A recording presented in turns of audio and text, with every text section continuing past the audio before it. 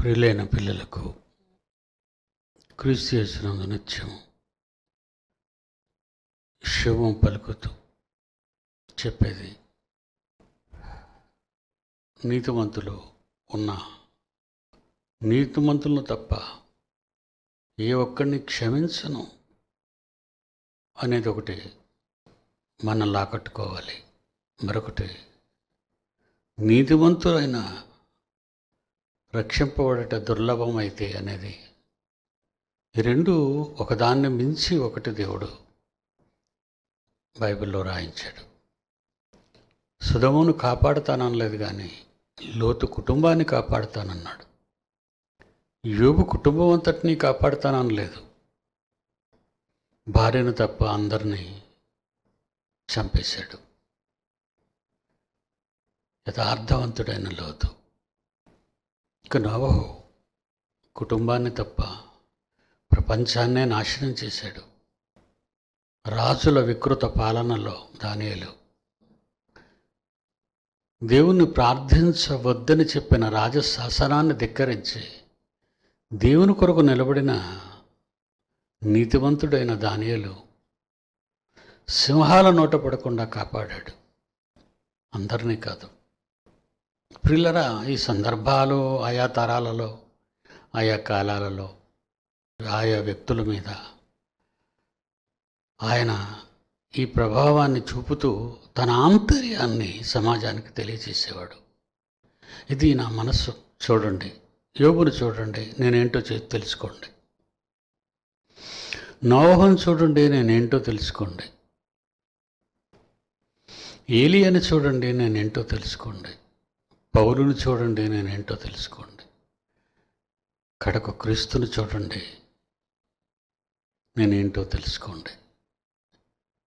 క్రీస్తుని చూస్తే అపారమైన ప్రేమ, దయ కన్న తండ్రిలో ఉన్నాయని తెలుసుకుంటాం.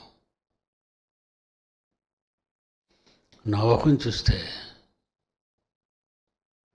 పగ, ప్రతీకారం, దేవుని భయంకరమైనటువంటి రోషాన్ని, కోపాన్ని చూస్తాం. వ్యక్తులు, ఆ సందర్భాలు, సంఘటనలు, ఇవన్నీ కూడా మన జీవితాల్లో పాఠాలు నేర్పించాలి. పట్టణాలనే, లోకాన్నే నాశనం చేస్తానన్న దేవుడు ఆయన. చివరికి ఆయన ఈరోజు ఈనాటి తండ్రి, మన పరలోకపు తండ్రి పరిస్థితి మనం ఆలోచిస్తే, ఈరోజు ఆయన ఎలా ఉన్నాడు? ఆయన నాడి ఎలా ఉంది? ఆయన నాడి ఎలా ఉందంటే, రక్తాన్ని చిందింపచేసి, ప్రాణాలను తీసివేసి, శవాలను గుట్టలు వేసి, నిప్పులలో తగలబెడుతున్న, మట్టిలో గోతులో పూడుస్తున్న ఆయనకు స్తుతి, దేవుణ్ణి స్తుతించుడి అనే మాటలు వినదలుచుకున్నాడు. ఈనాటి మన తండ్రి మనస్సు అండి. అది మన తండ్రి మనస్సు. ఒక్క పాపియు నశించిపోవుట అతనికి ఇష్టం లేదు. అది కరెక్ట్. అందరూ పాపులుగానే మరణిస్తున్నారు. ఎందుకంటే జీవము కలిగిన వ్యక్తిగా ఉండటానికి ఇష్టపడలేదు కనుక శవాలుగా మారిపోతున్నారు. శవాలైపోతున్నారండి. ఈరోజు మన కన్న తండ్రి నాడి, ఒకసారి మనం పెద్దవాళ్ళని కలుసుకోవడానికి వెళ్ళేటప్పుడు, ఎందుకు నా పిల్లలు నన్ను కలుసుకోవడానికి వచ్చేటప్పుడు డెప్యూటీ డైరెక్టర్లు కానీ, అడిషనల్స్ కానీ, వాడు ప్రసన్న అన్నను లేదంటే జాన్సన్ అన్నను ఫోన్ చేసి, ఎలా ఉన్నారు డాడీ, ఇప్పుడు ఎలా ఉన్నారు, ఇప్పుడు మాట్లాడడానికి బాగున్నారా, హ్యాపీగా ఉన్నారా, లేదా ఇంకేదైనా బిజీగా, కోపంగా, అలసిపోయి ఉన్నారా అని కనుక్కుంటారు వాళ్ళు. అప్పుడు నన్ను అడుగుతారు కలవటానికి. ఈరోజు మన కన్న తండ్రిని మనం ప్రార్థిస్తున్నాం. ఈ ప్రార్థనల్లో మన కన్న తండ్రి ఎలా ఉన్నాడు అని మనం ఆలోచిస్తే, మనం ప్రాధేయపడి కన్నీటితో అడిగే పరిస్థితిలో ఆయన ఉన్నాడు. ఎందుకంటే స్వీకరించాలంటే ప్రపంచ మానవ జీవితాలు హరించుకుపోతున్న వేళ, తన పిల్లలందరూ నాశనానికి వెళ్ళిపోతున్న వేళ. ఏంటండి మన దేవుడు గారు ఎలా ఉన్నారు అని మనం డిస్కస్ చేసుకుంటే, శవాలను గుట్టలు చేసి మంటల్లో మండిస్తుంటే ప్రభువును స్తుతించుడి అని అనమంటున్నాడు. అదే కదండి 19వ అధ్యాయంలో ప్రారంభ పలుకులు. 19వ అధ్యాయంలో మరొకసారి ముందు 2 వచనాలు, బహుజనుల శబ్దం వంటి గొప్ప స్వరము పరలోకముందు ఎలాగో చెప్పగా వింటిని, ప్రభువును స్తుతించుడి, రక్షణ మహిమ ప్రభావములు దేవునికి చెల్లును అని ఎందుకంటున్నారు కోట్ల దేవదూతలు? ఆయన తీర్పులు సత్యములను న్యాయములునై ఉన్నవి. తన వ్యభిచారముతో భూలోకమును చెరిపిన గొప్ప వేశ్యకైన తీర్పు తీర్చి తన దాసుల రక్తమును బట్టి దానికి ప్రతిదండన చేసెను. మరియు 2వసారి ప్రభువుని స్తుతించుడి. మళ్ళా వినబడే మాట, ఆ పట్టణపు పొగ యుగ యుగములు పైకి లేచుచున్నది. అప్పుడు ఆ 24 పెద్దలు 4 చెవులు సాగిపడి ఆమేన్ ప్రభువుని స్తుతించుడి అని చెప్పచ్చు సింహాసనాసీనుడకు దేవునికి నమస్కారము చేసిరి.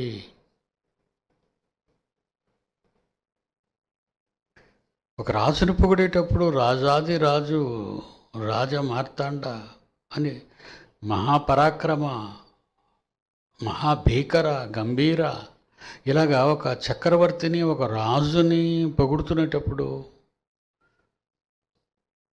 మనం ఎన్నో కథల్లో లేదంటే చరిత్రలో మనం వినుంటాం ఇలాంటివన్నీ. కానీ దేవుణ్ణి పొగడాలి అంటే ప్రపంచ మానవ సమాజానికి మృత్యువాత రుచి చూపించాలి.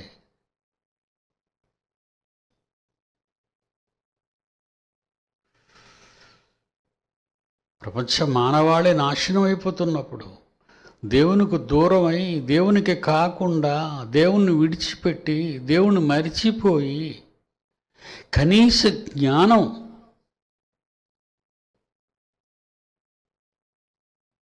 సుమారు 1 ఏడాది కాలం దాటిపోయింది కరోనా ఎంటర్ అయ్యి. Trial 2020 trial. అది ఏదో ఒక దేశానికి గత కాలంలో వచ్చినటువంటి తెగుళ్ళులా, ఏదో ఒక దేశానికి 2 దేశాలుగా వచ్చినది కాదు. ఇది ప్రపంచ ఆరిన నేల మీద ప్రతి మనిషికి గాలి ద్వారా అంటుకొనబోయే రోగం. ఒక మనిషి మంచి చేస్తే మనిషిని చంపుతారు. క్రైస్తవ్యాన్ని హింసించారు, క్రైస్తవ్యం మీద పగబట్టారు, క్రైస్తవ్యాన్ని కొట్టారు, క్రైస్తవ్యాన్ని చంపారు. గత పాలనలో క్రైస్తవ్యానికి మహాహింస భారతదేశంలో. ఒక భారతీయుడిగా, being a senior citizen in India, క్రైస్తవుల గురించిన గత 2 ఏళ్లలో, గత 3 ఏళ్లలో అబ్బబ్బబ్బా అన్ని హింసాత్మకమైనటువంటి సంఘటనలే.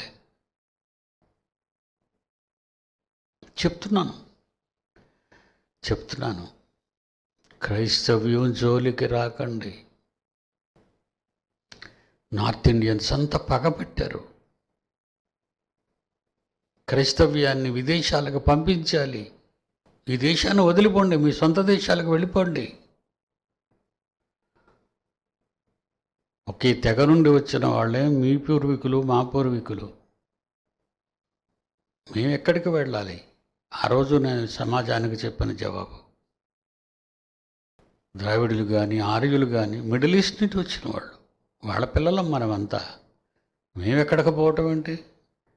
మా మనసు ఈవేళ యేసుని నమ్ముతుంది, రేపు అల్లాని నమ్ముతుంది, అవతల నాడు రాముని నమ్ముతుంది. ఎవరినో ఒకరు నమ్ముకుంటాం. మనసులో నమ్మిన దాన్ని బట్టి ఆ తెగలకు మేము వెళ్ళిపోవాలి, ఆ దేశాలకు వెళ్ళిపోవాలి. ఇస్లాంను నమ్ముకుంటే అరబ్ దేశాలకు వెళ్ళిపోమంటారా? గల్ఫ్ కంట్రీస్కి. క్రిస్టియానిటీని నమ్ముకుంటే క్రైస్తవ దేశాలకు వెళ్ళిపోమంటారా? ఆస్ట్రేలియా, అమెరికా, ఇంగ్లాండ్ లాంటివి. ఏంటిదంతా? సమర్థులైన పాలకులు రాకపోవటం వలన, ఆ పాలకుల దౌర్జన్యాలు, ఆగడాలు క్రైస్తవ్యం మీద చూపించినందున భారతదేశానికి పరిస్థితి వచ్చింది అని చెప్పిన వ్యక్తిని మొట్టమొదట నేనే కదా, మీ అందరికీ తెలుసు. క్రైస్తవ్యం జోలికి రాకండి, చావు ఆహాకారంతో ఎంటర్ అయింది, పక్షపాతం లేకుండా ప్రపంచ దేశాలను చుట్టుముట్టింది. ప్రారంభం మామూలుగా వచ్చింది. 2021 వచ్చింది. భయంకరమైన మృత్యుఘోషతో ప్రపంచ దేశాల మీద పడింది కరోనా. ఎందుకు ఇదంతా అని ఆలోచిస్తున్నారా ఒక్కరైనా? ప్రపంచ దేశాలలో ఏంటి, క్రైస్తవ దేశాలు ఆలోచించు, ఇస్లాం దేశాలు ఆలోచించు, చివరికి క్రైస్తవులు అనుకున్న వాళ్ళు వీళ్ళు కూడా ఆలోచించరు. దేవుని పగ మనుష్యుల మీద రగిలిపోతుంది. ఆలోచించరా? కనీసం ఆలోచించరా? ఆయన స్తుతించబడాలి అంటే మనవాళ్ళ హింసకు గురి కావాలి. కఠినుడు అనుకుంటున్నావా? కఠినుడా? ప్రతిదినము కోపపడే దేవుడు. మన పిల్లలు తప్పు చేస్తే కోపపడతాం, విద్యార్థులు తప్పు చేస్తే టీచర్స్ కోపడతారు, వర్కర్స్ తప్పు చేస్తే అఫీషియల్స్ కోపడతారు. సహజం కదా అది. అలాంటిది దేవుడు ప్రతి క్షణం మనవాళ్ళ తప్పులు చేస్తూనే పోతుంది. మేము మానేస్తాం అని లేదు.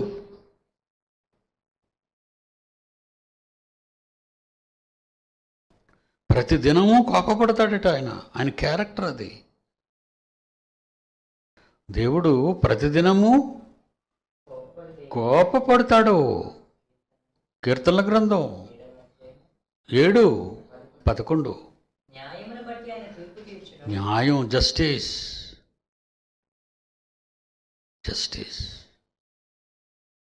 పాట పాడుకుని వెళ్తున్నాడు, మీకు వినడానికి ఇష్టం లేదు కదా. ఎంతోమంది వెళ్తారండి, హైందవ సోదరులు వాళ్ళ దేవుళ్ళ ఆ తేదీల కాలాలలో, ఆ నెలలలో వాళ్ళు గీతాలు పాడుకుంటూ రోడ్లంటూ వెళ్తుంటారు. క్రైస్తవులు వాళ్ళు నమ్ముకున్న దేవుణ్ణి పాటలు పాడుతూ స్తుతిస్తూ, దేవుణ్ణి జనాల మధ్య స్తుతిస్తూ పాటలు పాడుకుంటూ ప్రజల మధ్య వీధులలో నుంచి వెళ్తున్నారు. ఒక అడుక్కున్నవాడు దండుకోవటానికి కూడా అలాగే పాటలు పాడుకుంటూ ఏదో వాయించుకుంటూ వెళ్తాడు. అలా మీరు ఎందుకు చూడకూడదు క్రైస్తవ్యాన్ని? వాళ్ళ మనోభావాలు అవి. మీకేం డిస్టర్బెన్స్ చేయలేదు కదా. మీ స్కూల్లో ఎడ్యుకేషన్ దగ్గర గొడవలు చేయటం లేదు కదా వాళ్ళు. మీ దేవుళ్ళ గురించి తప్పుగా మాట్లాడటం లేదు కదా. మాట్లాడితే శిక్షించండి. అనవసరంగా వాళ్ళ జోలికి వెళ్ళారు, క్రైస్తవ్యం జోలికి వచ్చారు. ఎందరో ఇళ్ల దగ్గర దేవుని యందు భయభక్తులు కలిగి వినయ విధేయతలు జీవించే క్రైస్తవ కుటుంబాలని భారతదేశం నుంచి 2021కి ఉంచం తగిలేస్తాము అన్నారంటే ఏంటి? మా మీద ఉన్న కక్ష మీకు ఏంటి? ఆ కక్ష మేమేం చేశాం? మిమ్మల్ని తప్పు చేస్తే చట్టం ఉంది, చట్టం ఉంది బట్టి దండించండి, శిక్షించండి, జైలుకి పంపండి. ఎవరైతే ఏంటి చట్టం ముందు? క్రైస్తవ్యం జోలికి వచ్చారు. క్రైస్తవ గుళ్ళను పగలగొట్టారు. ప్రపంచం, నాట్ ఓన్లీ ఇన్ ఇండియా, ఒక చైనా, ఒక పాకిస్తాన్, ఇస్లాం దేశాల్లో ఉగ్రవాదులు, ఒక దేశం అనకండి చాలా దేశాల్లో చర్చిళ్ళు కూలదూశారు, ఆరాధించే వాళ్ళని కొట్టారు, తుపాకీతో కాల్చారు, వెనకబడి తరిమి తరిమి కొట్టారు, రక్తాలు కారినట్టు కొట్టారు. చెప్పండి, మీ చదువులకు ఇబ్బందులు కలిగిస్తున్నారా? మీ జీవనానికి ఏమైనా ఇబ్బంది కలిగిస్తున్నారా? పెద్దలు వెళ్ళండి, మాట్లాడండి, ఆ పెద్దలు రప్పించండి, అడగండి, మా జీవనానికి ఇది అంతరాయంగా ఉంది, మీరు దయచేసి మానేయండి. వినరనుకోండి, చట్టానికి అప్పగించండి.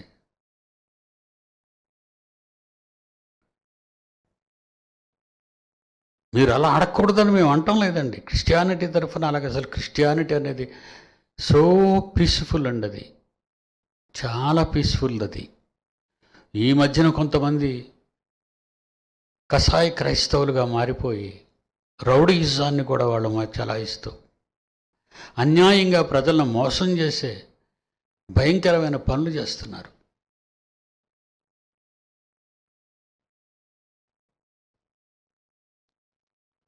దయ్యాలు వెళ్ళగొడతానని క్రైస్తవుల్లో దొంగ భక్తులు ఉన్నారు. దయ్యాలు వెళ్ళగొడతామని క్రైస్తవుల్లో ఉన్నారు.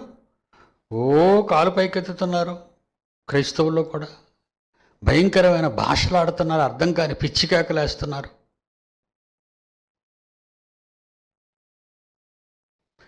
చట్టానికి అప్పగించండి అలాంటి వాళ్ళని. చట్టానికి అప్పగించారండి చెన్నైలోనూ.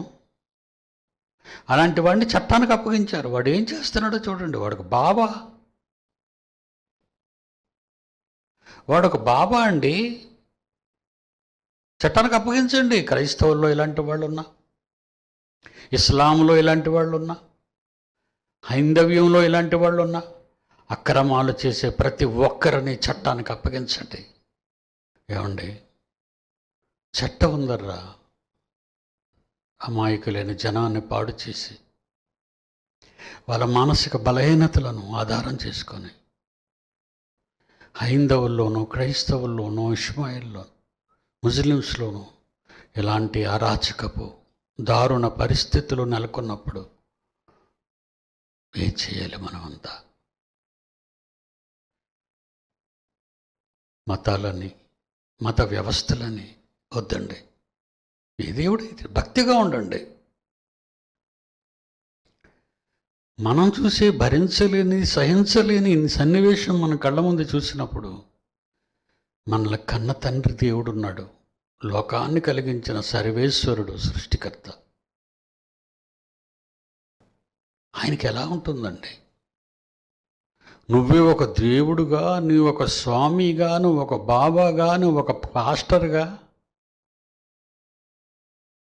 నువ్వే పిలువబడుతూ దేవుని చేయవలసిన, చట్టం చేయవలసింది భూమి మీద, ఆకాశమందున్న దేవుడు చేయవలసింది భూమి మీద ఉన్న మనుష్య జాతికి న్యాయం, శిక్షణ అమలు చేసే పద్ధతి. ఒకటి చట్టం, రెండు దేవుడు. ఒకవేళ చట్టం విడిచిపెట్టినా దేవుడు విడిచిపెట్టాడు. అలాంటి దేవుడు చూస్తూ, మీ దురాగతాలను చూస్తూ ఎలా భరించగలడు ఆయన? ఇలాంటివి ఎన్ని జరుగుతున్నాయి ప్రపంచవ్యాప్తంగా, ప్రపంచ దేశాల్లో. మరి ఇలాంటివన్నీ ఆపలేమా మనం?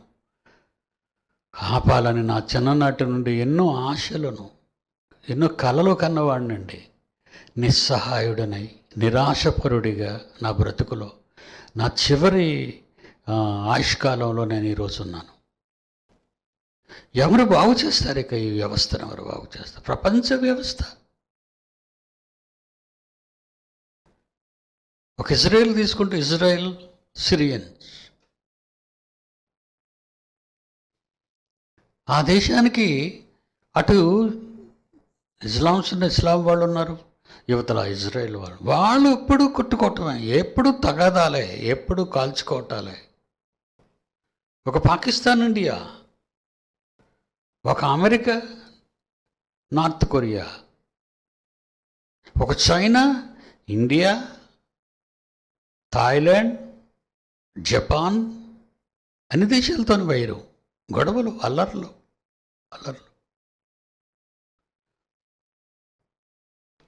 ఏదో సాధించేద్దామని దేవుడే లేడని ముండిపట్టు పట్టినటువంటి చైనా అంతరిక్షంలో శాటిలైట్ పెట్టుకోవాలని పంపించిన 21 కేజీల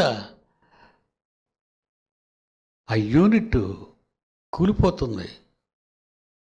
నిన్నటికి 435 కిలోమీటర్ దూరంలో ఉంది భూ ఉపరితలానికి. అది మనుషుల ప్రాంతంలో పడుతుంది, అటు సముద్రంలో పడకుండా. మరి ఎవరు వాళ్ళకి భయం చెప్పగలరు? దేశాలు అలుగుతున్నాయి, ప్రపంచ దేశాలు, అమెరికా కానీ, జర్మనీ కానివ్వండి, జపాన్ కానివ్వండి. ఇలాంటి శాస్త్రీయ పరిశోధనలో వాళ్ళ లెవెల్కున్న మాస్కో కానివ్వండి, వీళ్ళు ఏంటయ్యా నువ్వు ఏంటి కనిపెట్టావు, నువ్వు ఇది మనుషుల మీద పడ్డానికే కనిపెట్టావు అని అంటున్నారే తప్ప, ఇది నీకు తగదు, నువ్వు ఆపుతావా ఆపవా, దీని మీకు రిస్క్ నువ్వు ఫేస్ చేయాలి, నిన్ను మేము సహించం, ప్రపంచ దేశాలను నువ్వు హెచ్చరిక మాత్రం చేయటం లేదండి. ఏదో నామకావాస్త హెచ్చరికలు చేస్తారు, సైలెంట్ అయిపోతారు. అది దేవుడి దేవలన ఏ సముద్రంలో పడిపోతే పర్వాలేదు, కానీ మనుషులున్న ఏ ప్రాంతంలో అది కూలినా చాలామంది చచ్చిపోతారు. ఇంకా దేవుడు మధ్య మండే గుణాన్ని భూమికి ఉపరితలంలో పెట్టాడు కనుక అది అందులో ప్రవేశించగానే ఆ సర్కిల్లో అది కాలిపోయి బూడిదైపోతే పర్వాలేదు, కానీ మిగిలిపోయింది భూమి మీద పడక తప్పదు. అది జనాల మీద పడితే చాలామందికి ప్రాణ నష్టం. ఎవరు వీళ్ళకి భయం చెప్పగలరు? చైనాకి అమెరికా భయం చెప్తుందా? రష్యా భయం చెప్తుందా? ఇండియా భయం చెప్తుందా? జర్మనీ భయం చెప్తుంది?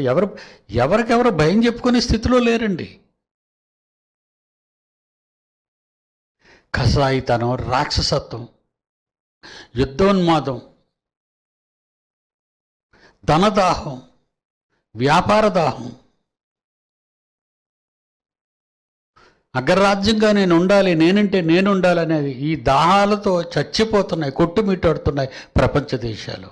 ఒక దేశానికి వచ్చేసరికి ఆ దేశంలో కులాలు, మతాలు, వర్గాలు, ప్రాంతాలు గొడవలతో అల్లాడిపోతున్నాయండి అన్ని దేశాలు.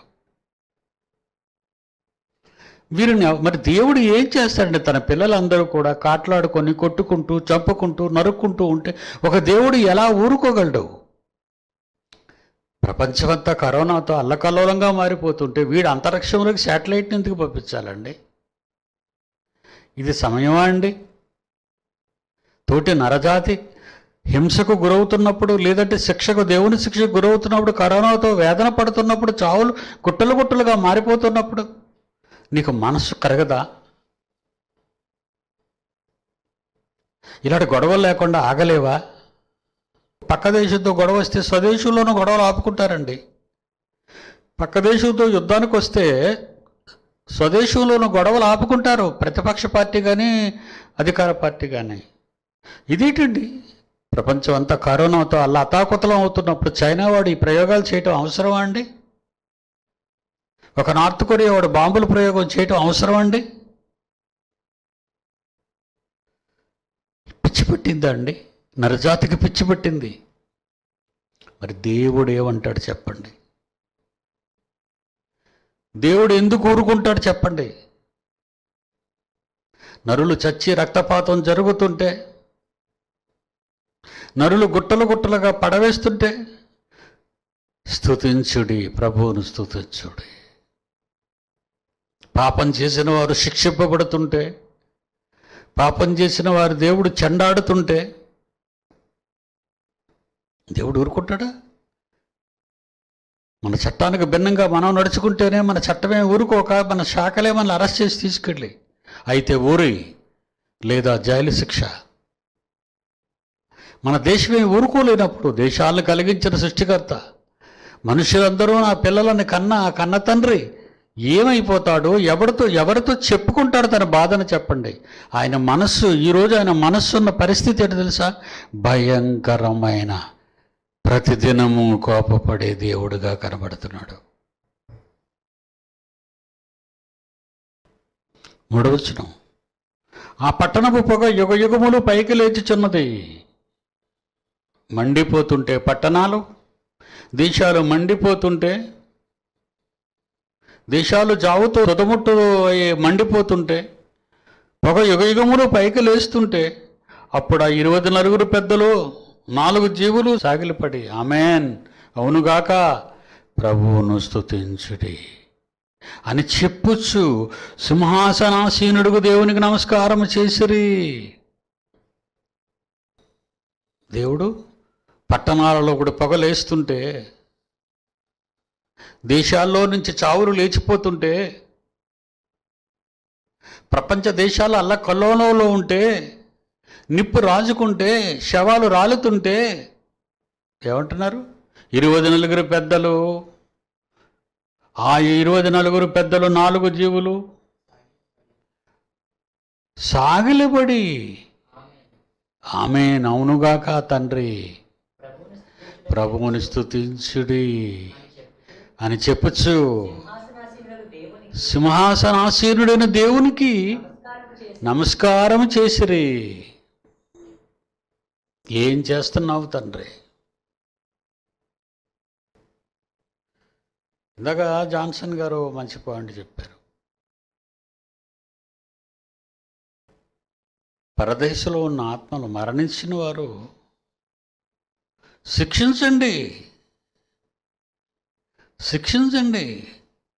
భూమి మీద దేవుని కోసం బ్రతికి, వాళ్ళు ఎవరో కాదు కదా, భూమి మీద దేవుని కోసం బ్రతికి నీతిమంతులుగా తీర్చబడి నిత్య జీవానికి వారసులుగా ఎంచబడి రెస్ట్ అండ్ పీస్ పరదేశంలో విశ్రాంతి తీసుకుంటున్న ఆదాము మొదలుకొని అబ్రహాము మొదలుకొని నేటి వరకు పరదేశంలో ఉన్న వాళ్ళందరూ అండి.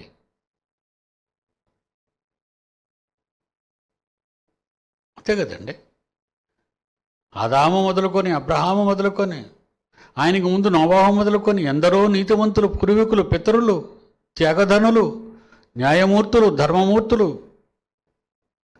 దేవుని యెడల భయభక్తులు కలిగిన వారు, వాళ్ళు ఏమంటున్నారు? శిక్షించండి, భూమి మీద ఉన్న నరజాతిని శిక్షించండి. భూమి మీద ఉన్న నరులు వేషాలు వేసి, గంతులు గంతి, పాటలు పాడి, దుర్మార్గపు క్రియలకు అండగా నిలబడి ప్రతి దినము నిత్యకృత్యాలుగా చేసుకుని బ్రతుకుతున్న నరజాతి ఇంకా చావు అన్నది వాళ్ళకి రాలేదు. చావు ఆరంభం అవుతుంది. చావు వచ్చి నీతివంతులుగా వీళ్ళు ఎప్పుడు అవుతారు? భూమి మీద బ్రతుకున్నప్పుడే అనీతివంతులుగా బ్రతుకుతుంటే. భూమి మీద ఈరోజు మనం నిత్య పరదేశకు వెళతావా అని చెప్పగలవండి? మనం నీతివంతుడే బ్రతుకుట దుర్లభమైతే అని ఎత్తుకున్నాడు. It's wonderful word. భూమి మీద నీతిమంతులుగా ఉన్నవారు, నీతిమంతులుగా అనిపించుకున్నవారా, నీతిమంతులుగా అనుకుంటున్నవారా? వీళ్ళు నీతిమంతుడే రక్షింపబడు దుర్లభమైతే అనే పదం వాడాడు దేవుడు. నీతిమంతుడే రక్షింపబడు దుర్లభమైతే భక్తిహీనుడు, పాపి ఎక్కడ నిలబడతారు? భూమి మీద నీతిమంతులైన వారే పరదేశకు వెళతారో వెళ్ళరో తెలీదు చనిపోతే. అలాంటి గడ్డు దినాలు ఉన్నాయి ఈరోజు భూమి మీద, ప్రపంచవ్యాప్తంగా. భూమి మీద కన్ను మూసేవాడు నిత్య జీవానికి వెళతాడా? ఎక్కడైనా ఏ కోశాన్నైనా నీతిని తప్పే బ్రతుకేమైనా బ్రతుకుతున్నాడా? అదండి అక్కడ భయంకరమైన స్థితి. నేను నీతిమంతుణ్ణి. నీతి అనగానే అండి, అబ్రహాము దేవుణ్ణి నమ్మెను, అది అతను నీతిగా ఎంచబడెను. మనము దేవుణ్ణి నమ్మాము, మనకు అది నీతిగా ఎంచబడింది. నీతిగా ఎంచబడిన నేను నీతిగా జీవించుచున్నానా? నేను డాక్టర్గా చేయబడిన నేను డాక్టర్ కార్యక్రమాలు, డాక్టర్ వృత్తి చేయగలుగుతున్నానా? వైద్య వృత్తిని చేయగలుగుతున్నానా? యథార్థంతో, లంచం తీసుకోకుండా, కల్తీ లేని మందులతో మనుషులకు కనిపించే దేవుడునుగా నేను ఉండాలని ఏ డాక్టర్ అయినా అనుకుంటున్నాడా? అలాగే నీతిమంతుడి గురించి ఎగ్జాంపుల్ చెప్పాను మీకు. అది నీతిమంతుడను, నేను దేవుణ్ణి నమ్మాను, నీతిమంతుడను. ఓకే, కానీ నీతిమంతునిగా జీవించుచున్నావా? నమ్మడమే కదండి నీతిమంతుడు అంటే.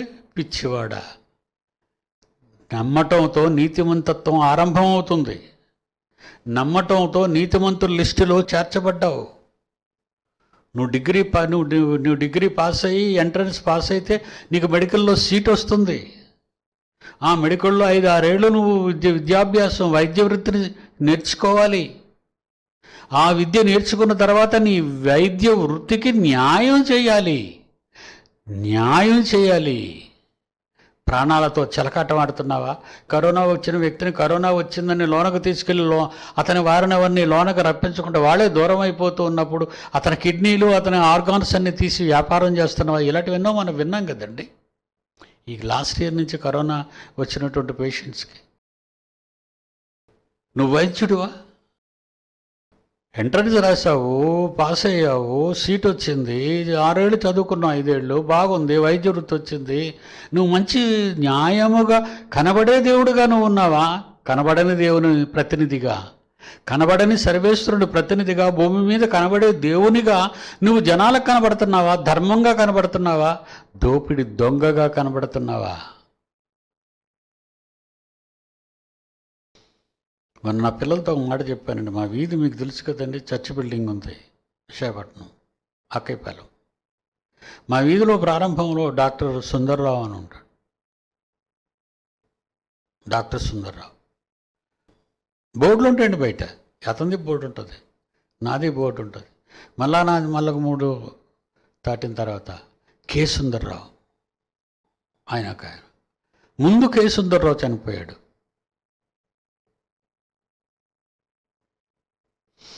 జస్ట్ ఒక 4-5 రోజుల క్రితం డాక్టర్ సుందర్రావు చనిపోయాడు. Is children specialist. చర్చిలో ఒక మెంబర్ తన బిడ్డను తీసుకుని వెళ్ళింది. ఎమర్జెన్సీ అయితే నైట్ టైం వాళ్ళ ఇంట్లో పని చేస్తుంటుంది. ఆమె చిన్న పని పెద్ద పని చేస్తుంటుంది. ఆమె వెళ్ళింది అక్కడ బిల్లాన్ని తీసుకొని. ఆయన లేచి వచ్చి, ఎందుకమ్మా ఇంత రాత్రప్పుడు నా నిద్రకు భంగం కలిగించావు?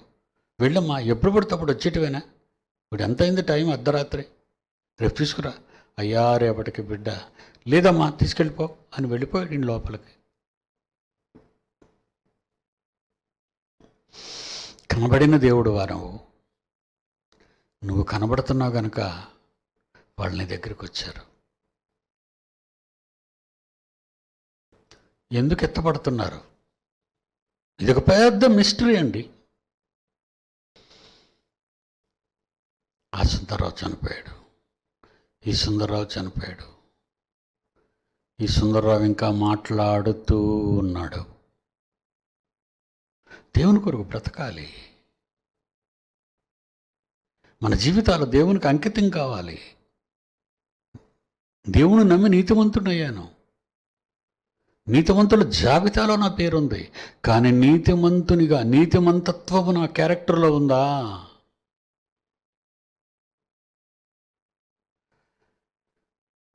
ఆ చిన్న బిడ్డలను ఆటంకపరచకండి, ఇలా పంపించండి నా దగ్గరికి అన్నాడు క్రీస్తు. ఆ చిన్న బిడ్డని పంపించండి నా దగ్గరికి. ఎందుకు ఆటంకపరుస్తున్నారు? పరలోకరాజ్యం ఇలాంటి మనస్సున్న వాళ్ళదే. పవిత్ర హృదయం, పవిత్రమైన హృదయాలు. పగ అంటే అర్థం తెలీదు, ప్రేమకే అర్థం తెలుసు.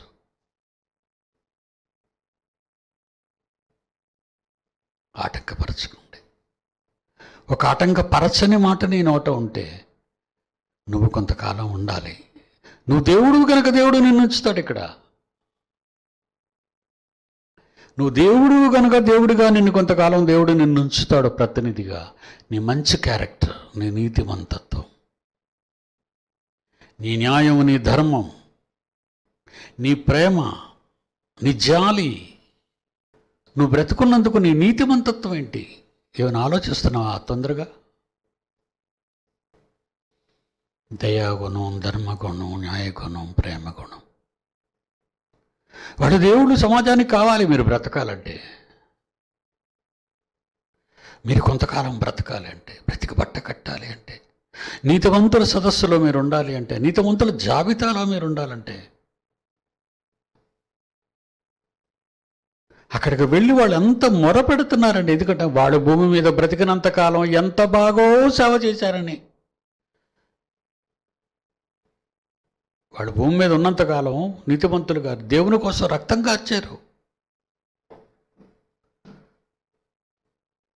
ఎంతకాలము తండ్రి మా నిమిత్తము, భూనివాసుల నిమిత్తము వాళ్ళకి తీర్పు తీర్చుకోందువు, శిక్షించు. భూమి మీద సర్వత్యాగాలు చేసిన వాళ్ళ మనసులే కకావికలమై చనిపోయి వందల సంవత్సరాలు అవుతున్నా పరదేశంలో ఉన్న వాళ్ళ ఆర్తనాదాలు వింటున్నారా? వాళ్ళ మానసిక పరిస్థితి అనుకుందాం మన మానవ భాషలో. ఎందుకు తండ్రి వాళ్ళ క్షమిస్తున్నావు, విడిచిపెడుతున్నావు? యేసేయ్, ఆ ఏసై ఏసై ఏసై అన్న మాటలు దేవదూతలు ఏమంటున్నారో తెలుసా? వేయబడుతుంటే దేవుడు వాళ్ళని లేపుతుంటే స్తుతించి హల్లెలూయా ప్రభువుని స్తుతించుటే అని వాళ్ళు అంటున్నారు. అంటే ఆ టైంలో ఆయన్ని స్తుతించాలా? ఆ టైంలో ఆయన శిక్షిస్తున్న కాలంలో ఆయన పొగుడుతుంటే ఆయన ఆనందిస్తాడు. మీరు బ్రతుకుతారా? మరి కొంతకాలం బ్రతుకుంటారా? కొంతకాలము దేవుళ్ళుగా ఈ సమాజాన్ని రక్షించటానికి జీవిస్తారా? ఒకరు మన హింసించినా, ఒకరు మన చిత్తవద చేసినా, ఒకరు మన కొట్టినా, ఒకరు మన తిట్టినా, మన దేవుని విషయమై మన ఎన్ని దెబ్బలు తిన్నా, పడిన వారందరినీ బ్రతిమాలుతున్నాను, పర్వాలేదు. కొట్టినవారు మన అన్నలు, మన తమ్ముళ్ళే, పర్వాలేదు, వాళ్ళు మారతారేమో. ఆ పేషెన్స్, ఆ దయాగుణం, ఆ క్షమాగుణం మన క్రీస్తుకున్న, మన అన్నయ్యకున్న క్యారెక్టర్ మనకు ఉండాలి. ఎందుకంటే మన కన్న తండ్రి పరిస్థితులు బాగులేడు. ఆయన బాగులేడు. ఇప్పుడు చాలా ఆవేశంతో రగిలిపోతున్నాడు. కరోనాతో గుట్టలు శవాలు పేరుకుపోతున్నాయి. ఇంకా వచ్చింది ఏందో, ఇంకా నువ్వు కనుక్కోవడానికి ముందు వచ్చిన కరోనా పర్వాలేదు, 14 రోజుల వరకు బయటపడేది కాదు అది. ఇప్పుడు కాదు, 3 రోజులతోనే నువ్వు చావులో పడిపోతున్నావు. అది 14 రోజుల తర్వాత కరోనాగా బయటపడేది. ఇది 3 రోజులకే నిన్ను శవంగా మార్చేది ఈ కరోనా. ఇక థర్డ్ వేవ్ వచ్చిందంటే ఓవర్ స్పీడ్, టపా టపా టపా టపా టపా పిట్టలు పడిపోయినట్టుగా. ఊహంలో ఒక రోజు అలా రోడ్డు మీద టప్పున పడిపోతున్నారు, ఇంటి దగ్గర ఉంటే టప్పున పడిపోయారు, రోడ్ల మీద టప్పున. అది అలాంటి భయంకరమైంది. ఇప్పుడు